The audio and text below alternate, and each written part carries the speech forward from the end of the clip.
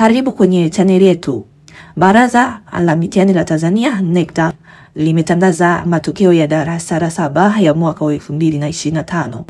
Kama bado mpaka dakika hii unapotazama video hii hujafanikiwa kuyapata matokeo hayo, basi usijali, nimekuletea linki ambayo ukibonyeza itakupeleka moja kwa moja kutazama matokeo haya ya darasa la 7 ya mwaka wa 2025.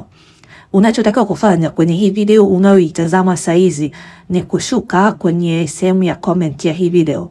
Kwenye hii video chini yake kuna kipengele cha comment, utabofya na moja kwa moja utakutana na comment ya kwanza kabisa. Ni comment ambayo nimekuwekea linki. Link ya maandishi ya blue utaikuta hapo. Utabonyeza hiyo link. Wala ambao mlikuwa mkiniuliza hiyo comment ama hiyo linki iko sehemu gani, chini ya hii video unaitazama saizi kwenye kipengele cha comment utakutana na comment ya kwanza. Ni comment ya maandishi ya blue, utaibonyeza na ukishaibonyeza itakuleta kwenye hizi mikoa. Ni mikoa yote ya Tanzania bara.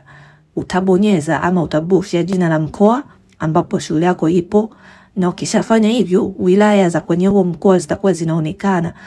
Utakachotakiwa kufanya utabonyeza ama utabofya jina la mkoa ambapo shule yako inapatikana, jina la wilaya ambapo shule yako inapatikana. Na ukishabonyeza hilo jina la wilaya, shule zote za kwenye hiyo wilaya zitakuwa zinasomeka kama hivi kwenye hii video. Utatafuta shule yako inaitwaje hapo, na ukishaipata utaibofya ama utaibonyeza. Na kwa kufanya hivyo utakuwa umefungua matokeo kwenye hiyo shule. Utamwangalia mtoto wako amefaulu kwa namna gani. Kwa hiyo hizo ndo watu ambazo utakiwa kuzifanya baada ya kubonyeza linki. Bofya linki ambayo iko chini ya hii video. Sehemu gani? Ni kwenye sehemu ya comment, lakini pia kwenye description ya hii video utakutana na hiyo linki ya blue.